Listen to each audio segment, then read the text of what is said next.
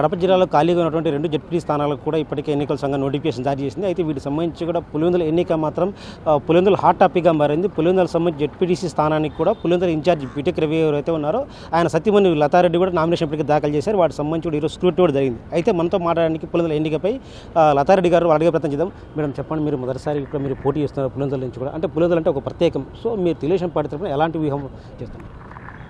అదేనండి, బాగా 3,000 నుంచి 4,000 ఫింక్షన్లు కూడా పెంచారు కదండి మా కూటమి ప్రభుత్వము.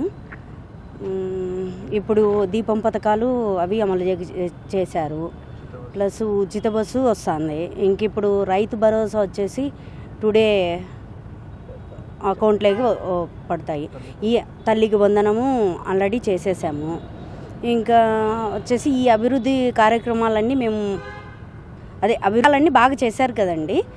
అందువల్ల మేము కూడా అధిష్టానం ఆదేశాల ప్రకారం మేము పోటీ చేస్తున్నామండి. అంటే మీ భర్త బీటెక్ రవి గారు కూడా పులివెందుల ఇన్ఛార్జిగా ఉన్నారు. అంటే మీకు అక్కడ నిధులు సమీకరించడానికి కానీ అభివృద్ధి కోసం అంటే ఈ కోణంలో మీరు ప్రచారానికి వెళ్ళే టైంలో ఎలాంటి మీకు ప్రజల నుంచి మద్దతు ఉంటుందంటారు? మాకైతే గెలుస్తామనేది అయితే నమ్మకం ఉందండి. మా ప్రజలు కూడా మమ్మల్ని బాగా ఆదరిస్తారని కూడా ఆశిస్తున్నామండి. అంటే మీరు ఇప్పుడు పోటీలో ఉంటున్నారు కదా, అటువైపు వైఎస్ఆర్ కాంగ్రెస్ పార్టీ నుంచి కూడా మహిళా అభ్యర్థి ఉన్నారు. సో అంటే ఇక్కడ ఈ 10 రోజులు మీ ప్రణాళిక ఎలా ఉండబోతోంది? మాకు ఆ పక్క ఎవరైనా సరే మేము ధైర్యంగా పోటీ చేస్తున్నాం, గెలుస్తామండి. అంటే మేము స్థానికంగా వైఎస్ఆర్ కాంగ్రెస్ పార్టీ అధినేతకు సంబంధించిన వైఎస్ జగన్మోహన్ రెడ్డి సొంత అడ్డా, సొంత మండలం.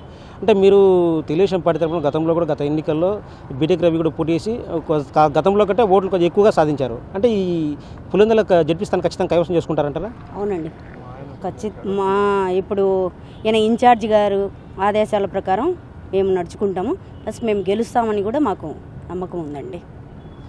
పులివెందుల జడ్పీ స్థానాన్ని ఖచ్చితంగా ఈసారి కైవసం చేసుకుంటాం. గతంలో కూడా వైఎస్ఆర్ కాంగ్రెస్ పార్టీ ఇక్కడ జగన్మోహన్ రెడ్డిపై కూడా బీటెక్ రవి పోటీ చేశారు. గతంలో కంటే ఆయన ఎక్కువ ఓట్లు సాధించారు. సో ఇదే నేపథ్యంలో ఇప్పుడు ప్రభుత్వం అధికారంలో ఉన్నప్పటికీ ప్రజలకు ఏవైతే అభివృద్ధి కార్యక్రమాలు చేపడుతున్నాం ఖచ్చితంగా పులివెందుల జడ్పీ స్థానాన్ని కైవసం చేసుకుంటామని చెప్తున్నారు.